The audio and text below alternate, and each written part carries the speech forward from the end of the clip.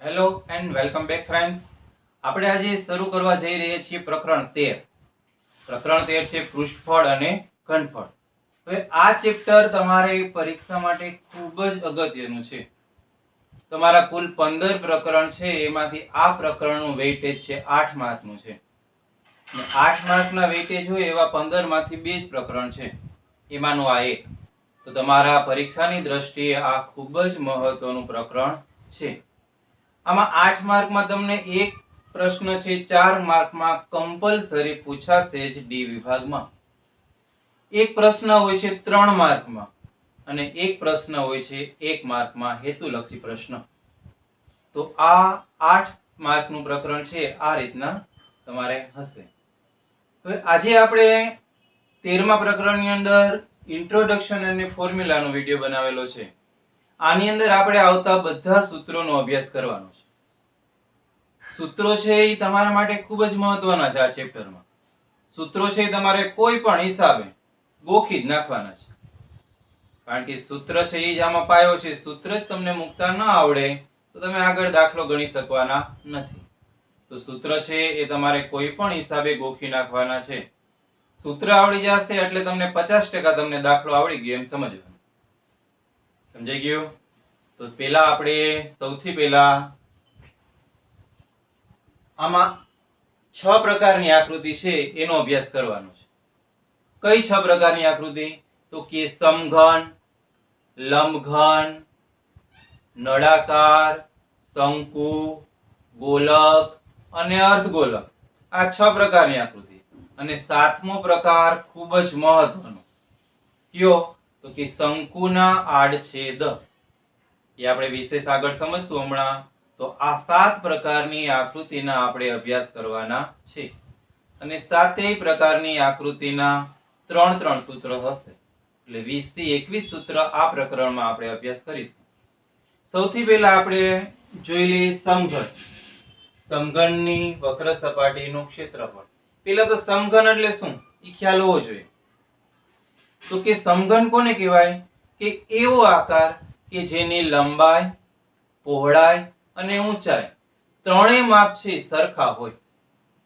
તો એવા પ્રકારના આકારને સમઘન આકાર કહેવામાં આવે છે.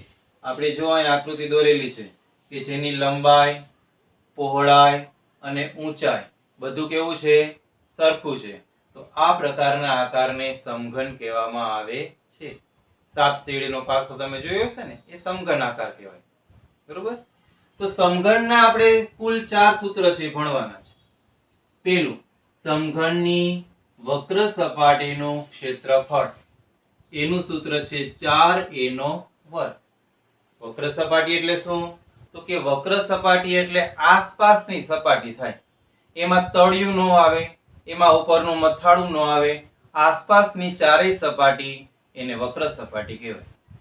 તો સમઘનની વક્ર સપાટીનું ક્ષેત્રફળ શોધવાનું કે તો એનું સૂત્ર આવે 4a નો વર્ગ. સમજાય છે? પછી બીજું, સમઘનની કુલ સપાટીનું ક્ષેત્રફળ. તો હવે આવે છે સમઘનની કુલ સપાટીનું ક્ષેત્રફળ. તો કુલ સપાટીના ક્ષેત્રફળનું સૂત્ર છે 6a નો વર્ગ. કુલ સપાટીમાં એની સમઘનની બધી સપાટી આવી જાય, ચારે 4 સપાટી આજુબાજુની આવી જાય, ઉપરનું મથાળું આવી જાય, નીચેનું તળિયું આવી જાય, એમ કરીને કુલ કેટલી સપાટી થાય? 6. તો એટલા માટે એનું સૂત્ર બને 6a નો વર્ગ. બરોબર? પછી ત્રીજું સૂત્ર, સમઘનનું ઘનફળ. તો સમઘનના ઘનફળનું સૂત્ર છે a નો ઘન. શું થાય એનું સૂત્ર? a નો ઘન. ચોથો પ્રકાર, સમઘનનું સૌથી મોટું વિકર્ણ.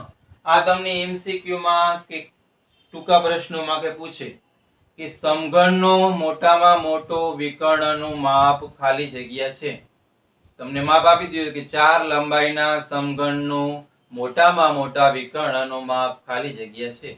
તો એનું સૂત્ર આવે વર્ગમૂળમાં 3a. આમાં એની કિંમત તમે લંબાઈ મૂકી દો એટલે તમને મોટા મોટો વિકર્ણ મળી જાય. મોટા મોટો વિકર્ણ કયો કહેવાય? તો કે સામ સામેનો જે ક્રોસમાં આવતો હોય ને એ. આગલી સપાટી પાછલી સપાટી બેયના ખૂણા ઉપરનો જે વિકર્ણ બને એ મોટામાં મોટો વિકર્ણ હોય તો એના માટેનું સૂત્ર છે વર્ગમૂળમાં 3a. આનો પ્રશ્ન દાખલામાં ક્યાંય સમાવેશ નથી થતો પણ કદાચ ખાલી જગ્યામાં પૂછાય તો આપણે સમજાઈ જાય આવડી જાય એટલા માટે આ સૂત્ર આપણે લખાવેલું છે. તો સમઘનના કુલ આ 4 સૂત્ર છે. હવે લંબઘન. તો લંબઘન એટલે શું પેલાની વ્યાખ્યા સમજી લઈએ.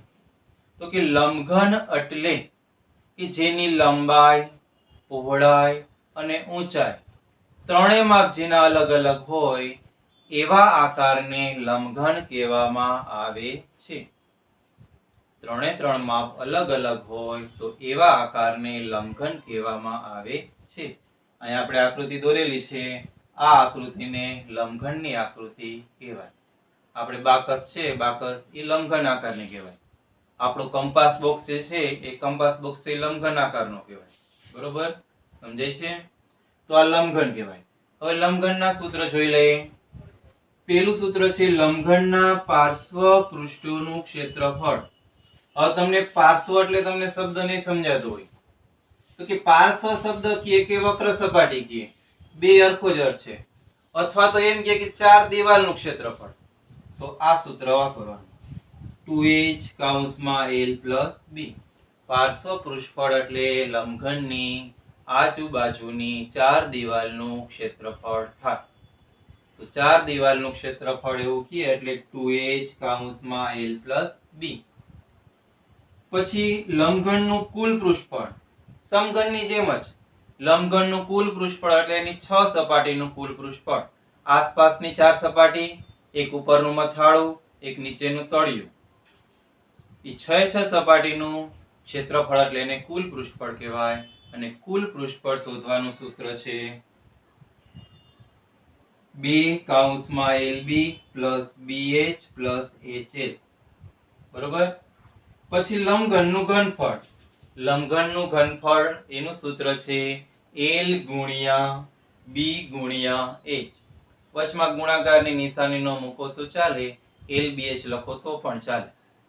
તો લંબઘનના ઘનફળનું સૂત્ર lbh. આમાં પણ ચોથું સૂત્ર એ જ છે કે લંબઘનનો સૌથી મોટો વિકર્ણ. તો સૌથી મોટા વિકર્ણનું સૂત્ર કયું? તો કે વર્ગમૂળમાં l² b² h². વર્ગમૂળમાં l² + b² + h². સમજાઈ ગયું? તો આ સમઘનના આ લંબઘનના સૂત્રો છે. હવે તમે થાય કે a છે એ શું હશે? તો કે અહીંયા સમઘનમાં a એટલે ઈ લંબાઈ છે, એનું માપ છે. સમઘનનું એક જ માપ આપ્યું હશે ને ઈ જે માપ આપ્યું હોય એને આપણે સંકેત a તરીકે ઓળખીએ છીએ. બરોબર. પછી લંબઘનમાં. તો લંબઘનમાં તમને l, b અને h ત્રણ સંકેત આપ્યા છે. l એટલે તમને ખબર છે લંબાઈ, લેન્થ. b એટલે પહોળાઈ, બ્રેથ.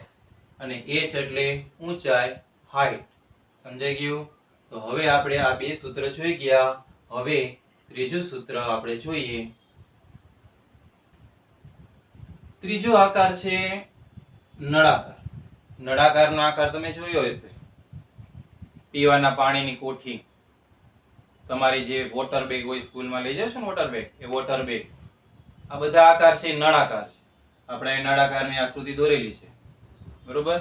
તો નળાકાર છે એ નળાકારની વક્ર સપાટીનું ક્ષેત્રફળ. તો એનું સૂત્ર છે 2πrh.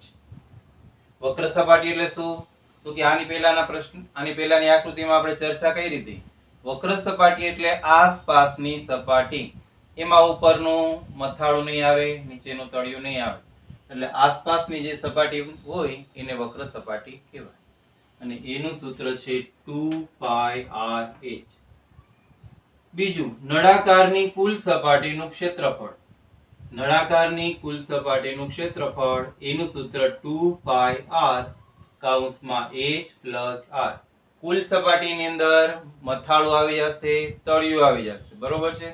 અને ક્યારેક મિત્રો તમને એવો પ્રશ્ન આવે કે આપેલ નળાકારનું ઢાંકણ વગરના નળાકારનું કુલ ક્ષેત્રફળ શોધો. તો ત્યારે તમારે આ બેમાંથી એકય સૂત્ર ઉપયોગમાં ન આવે. આ એકય ખાલી માંડો તો ન હાલે, આ માંડો તો પણ ન ચાલે. તો ત્યારે કયું મૂકવાનું? તો કે નળાકારના ઢાંકણ વગરના નળાકારનું કુલ ક્ષેત્રફળ તમને પૂછે તો એનો અર્થ એવો થાય કે એની વક્ર સપાટીનું ક્ષેત્રફળ શોધવાનું છે અને એના તળિયાનું ક્ષેત્રફળ શોધવાનું છે. તો ત્યારે તમારે તળિયાનો આકાર કેવો છે ખ્યાલ હોવો જોઈએ. તળિયાનો આકાર કેવો હોય તો કે તળિયાનો આકાર છે ને વર્તુળાકાર હોય. તો વર્તુળનું ક્ષેત્રફળનું સૂત્ર શું આવે? પાઈ આર નો સ્ક્વેર. તો એવો પ્રશ્ન હોય ત્યારે તમારે સૂત્ર આવું આવે 2 પાઈ આર એચ વત્તા પાઈ આર સ્ક્વેર. ક્યારે? તો કે જ્યારે એમ કે ભાઈ ઢાંકણ વગરના નળાકારનું કુલ ક્ષેત્રફળ શોધો. તેમાં ઢાંકણ કાઢી નાખવાનું. તળિયાનું ક્ષેત્રફળ એટલે આ. આસપાસની વક્ર સપાટીનું ક્ષેત્રફળ સૂત્ર એટલે આ. બરોબર? આ બે સૂત્ર મૂકવાના. એમ ક્યારે કેમ કે તળિયા વગરનું ઢાંકણ સાથેનું તો આ સૂત્ર. બરોબર? સમજાય છે? તો આ પ્રમાણે મૂકવાનું. પછી છે ત્રીજું સૂત્ર નળાકારનું ઘનફળ. તો નળાકારના ઘનફળનું સૂત્ર પાઈ આર સ્ક્વેર h. પાઈ આર સ્ક્વેર h. સમજાઈ ગયું? પાઈ આર સ્ક્વેર નો h. હવે તમને પ્રશ્ન થશે કે સાહેબ આમાં h r ને એ બધી શું છે? તો કે પાઈ એટલે તમને રકમની અંદર આપવામાં આવે નહીં. પાઈની કિંમત રકમમાં ન આપેલી હોય ત્યારે પાઈની કિંમત તમારે લેવાની 22/7. પણ જો રકમની અંદર પાઈની કિંમત તમને આપી હોય તો એ કિંમત લઈને દાખલો ગણવો પડે. આપેલી હશે ત્યારે તમને 3.14 આપેલા હશે. જો આપ્યા હોય ને તો જ 3.14 લેવાના. જો રકમમાં તમને પાઈની કિંમત ન આપી હોય તો પાઈની કિંમત 22/7 લઈને પછી દાખલો ગણવાનો છે. પછી આવે છે r. એટલે r એટલે ત્રિજ્યા. નળાકારનો ઉપરનો ભાગ નીચેનો ભાગ છે વર્તુળાકાર છે તો વર્તુળની ત્રિજ્યા હોય ને. આપણે આકૃતિમાં દર્શાવ્યો છે આ બે છે શું છે? ત્રિજ્યા. અને હવે h. h એટલે શું થાય? તો કે h એટલે નળાકારની ઊંચાઈ. સમજાઈ ગયું? આ બધા એના સંકેત યાદ રાખવાના. r એટલે ત્રિજ્યા, h એટલે ઊંચાઈ, પાઈ એટલે 22/7. હવે પછીનો આકાર છે શંકુ. તો શંકુ આકાર એટલે શું? તો કે શંકુ આકાર તમે જોઈ સર્કસમાં જોકરે પહેરેલી ટોપી એ શંકુ આકાર છે. અહીં આકૃતિમાં તો જો આ પ્રકારનો આકાર હોય એને શંકુ કહેવાય કે જેનો તળિયાનો ભાગ છે એ વર્તુળાકાર હોય. સમજાય છે? તળિયાનો આકાર કેવો હોય? વર્તુળાકાર હોય. હવે આ શંકુ છે એની વક્ર સપાટીનું ક્ષેત્રફળ શોધવું હોય. વક્ર સપાટી એટલે આસપાસનું ક્ષેત્રફળ શોધવું હોય તો એનું સૂત્ર આવે પાઈ આર એ. પછી શંકુની કુલ સપાટીનું ક્ષેત્રફળ શોધવું હોય તો એનું સૂત્ર છે પાઈ આર કૌંસમાં l પ્લસ r. કુલ એટલે એમાં તળિયું પણ આવી જાય અને શંકુની વક્ર સપાટી પણ આવી જાય તો એનું સૂત્ર આવે પાઈ આર કૌંસમાં l પ્લસ r. પછી આગળ શંકુનું ઘનફળ બરાબર 1/3 પાઈ આર સ્ક્વેર h. 1/3 પાઈ આર સ્ક્વેર h. આ શંકુના ઘનફળનું સૂત્ર. પણ મિત્રો શંકુનો પ્રશ્ન આવશે ને ત્યારે તમને કાં r નહીં આપ્યા હોય, કાં l નહીં આપ્યા હોય, કાં h નહીં આપ્યું હોય તો ત્યારે તમે જો આકારમાં જોશો તો શંકુની અંદર જે આ આકાર બને છે એ કાટકોણ ત્રિકોણ જેવો બને છે. શંકુની અંદર જો આકાર જે બને છે એ કાટકોણ ત્રિકોણ જેવો બને છે. આપણે એટલા માટે અહીં સંકેત પણ કાટકોણ ત્રિકોણનો રાખેલો છે. તો આ પ્રકારના આકારમાં તમને l, h કે r ન આપ્યા હોય તો પાયથાગોરસની નિયમની અંદર તમે 3 માંથી કોઈ પણ શોધી શકો છો. પણ 3 માંથી કોઈ પણ 2 માપ આપ્યા હોય તો જ ત્રીજું માપ મળે હો. 3 માંથી કોઈ પણ એક આપ્યું હોય ને 2 શોધવાના હોય તો શક્ય નથી. પણ તમને એવું આપે જ નહીં કોઈ દિવસ. 3 માંથી કોઈ પણ 2 માપ આપેલા હશે ને ત્રીજું શોધવાનું હોય તો એનું સૂત્ર છે l² બરાબર h² વત્તા r². l એટલે જો કર્ણો થાય છે આકૃતિની અંદર અને h અને r છે બાકીની બે બાજુઓ છે. તો પાયથાગોરસનો નિયમ છે ને કે કર્ણનો વર્ગ બરાબર બાકીની બે બાજુઓના વર્ગોનો સરવાળો. બરોબર. હવે પાંચમો પ્રકાર જોઈએ, ગોલક. ગોલક એટલે શું થાય તો કે બોલ. તમે ટેનિસ બોલ લ્યો, ફૂટબોલનો બોલ જે છે એનો આકાર જે છે એને કહેવાય ગોલક. આ ગોલક આપણે દોરેલું છે, બરોબર. તો ગોલકની વક્ર સપાટીનું ક્ષેત્રફળ એટલે 4πr². પછી ગોલકનું ઘનફળ એટલે 4/3 πr નો ઘન. આ ખાસ યાદ રાખવાનું, અહીંયા સ્ક્વેર છે, અહીંયા ઘન છે. ક્ષેત્રફળ હોય ત્યારે સ્ક્વેર, ઘનફળ હોય ત્યારે ઘન. ગોલક માટે વાત કરીએ છીએ, ક્ષેત્રફળમાં સ્ક્વેર હોય અને ઘનફળમાં ઘન આવશે. હવે એની આકૃતિ તમે જુઓ તો આ એની ગોલકની આકૃતિ છે. વર્તુળનું કેન્દ્ર અને વર્તુળ પરના કોઈ પણ ભાગને જોડી દો એટલે જે ભાગ મળે એને ત્રિજ્યા કહેવાય. ગોલક હોય એને ઊંચાઈ ન હોય, પણ એને આપણે ઊંચાઈ કેવી હોય તો એનો જે વ્યાસ જે હોય ને વ્યાસ, એનો જે વ્યાસ હોય એ ગોલકની ઊંચાઈ થાય. એવો પણ પ્રશ્ન આવશે તમારે આગળ સ્વાધ્યાય 13.1 ની અંદર. તો ગોલકની જે આખી ઊંચાઈ એટલે શું તો કે એનો વ્યાસ જેટલી એની ઊંચાઈ હોય. બરોબર છે. હવે એના પછીનો છઠ્ઠો પ્રકાર અર્ધગોલક. તો અર્ધગોલકની વક્ર સપાટીનું ક્ષેત્રફળ એટલે 2πr². આખો ગોળો હોય ને તો 4πr². અડધો ગોળો છે તો એનો અડધા થઈ જાય, 4 ના અડધા 2 થઈ જાય, 2πr². યાદ રાખવા માટે એનું એકદમ ઈઝી કે આખો ગોળો હોય તો 4πr² અને અડધા ગોળાની વાત કરી હોય તો 2πr². બરોબર. પછી અર્ધગોલકની કુલ સપાટીનું ક્ષેત્રફળ. તો તમને પ્રશ્ન થશે ભાઈ એની કુલ સપાટી કઈ તો કે આ આખો ગોળો છે એને તમે અડધો કરી નાખો તો એ અર્ધગોળાની વક્ર સપાટી એટલે 2πr². પણ એની કુલ સપાટી કઈ કહેવાય તો કે કુલ સપાટી એટલે દાખલા તરીકે તમે સફરજન લ્યો, સફરજન એટલે એને ગોલક કહેવાય. હવે સફરજન લ્યો, સફરજનના બે સરખા ભાગ કરી નાખો છો તો નીચેનો જે અર્ધગોળાકાર ભાગ છે, ઉપરની જે સપાટીનો ભાગ છે, એ બધી સપાટીનું ક્ષેત્રફળ આપણે શોધીએ એને કહેવાય અર્ધગોલકની કુલ સપાટીનું ક્ષેત્રફળ.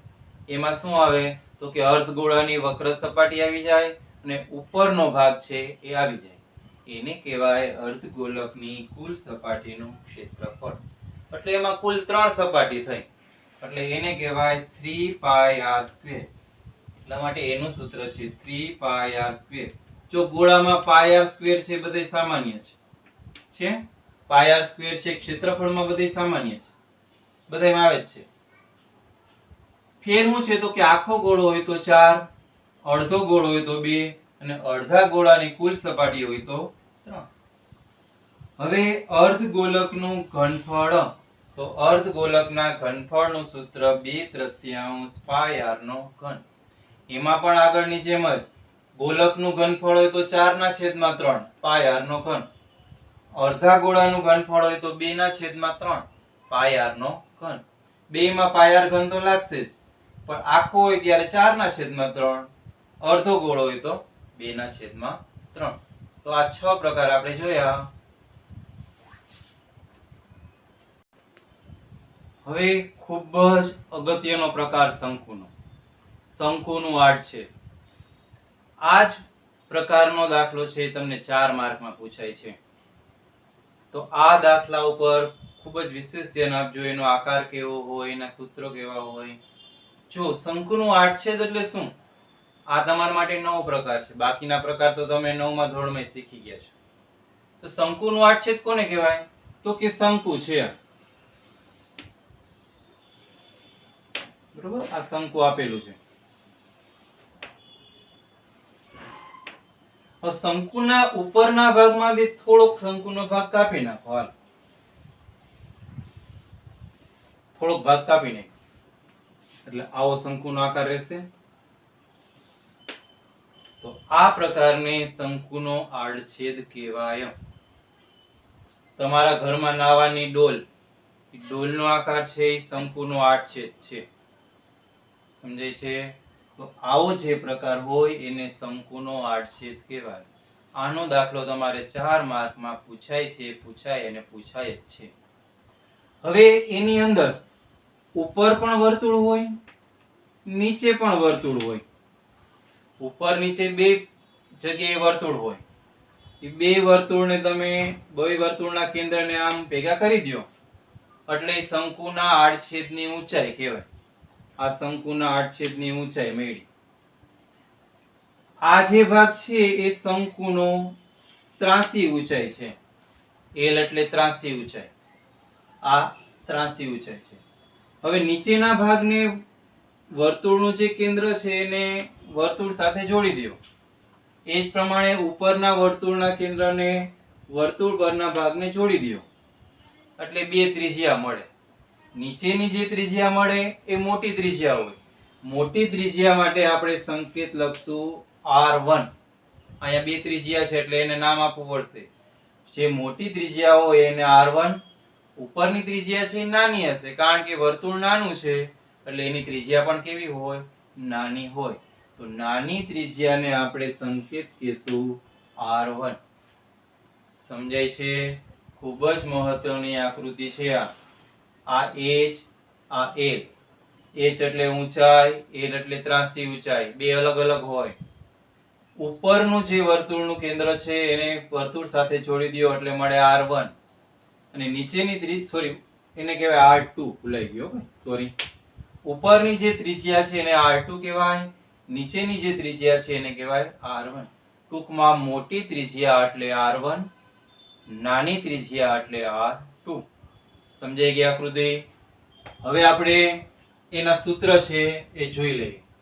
સૌથી પહેલું સૂત્ર શંકુના આડછેદની વક્ર સપાટીનું ક્ષેત્રફળ એટલે કે એની આસપાસની સપાટી. એનું સૂત્ર શું આવશે? તો કે એનું સૂત્ર છે પાઈ L કૌંસમાં R1 પ્લસ R2. પાઈ એટલે 22/7. L એટલે તમને રકમમાં આપ્યું હોય ત્રાંસી ઊંચાઈ. R1 એટલે મોટી ત્રિજ્યા, R2 એટલે નાની ત્રિજ્યા. બીજો શંકુના આડછેદની કુલ સપાટીનું ક્ષેત્રફળ. તો કુલ સપાટીની અંદર શું છે? તો કે કુલ સપાટીની અંદર ત્રણ સપાટીનું ક્ષેત્રફળ શોધવાનું હોય. ત્રણ કઈ? તો કે એક વક્ર સપાટી. તો વક્ર સપાટીના ક્ષેત્રફળનું સૂત્ર મૂક્યું પાઈ L કૌંસમાં R1 પ્લસ R2. ઉપરનું સૂત્ર છે જ છે.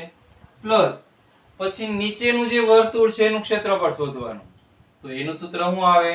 તો કે વર્તુળ છે તો વર્તુળના ક્ષેત્રફળનું સૂત્ર પાઈ R સ્ક્વેર. પણ આપણે નીચેનો વર્તુળ શોધીએ છીએ તો એ R1 હોય તો આપણે લખ્યું પાઈ R1 સ્ક્વેર. પછી ઉપરના વર્તુળ છે એનું ક્ષેત્રફળ શોધવાનું. એનું સૂત્ર પાઈ R સ્ક્વેર 2.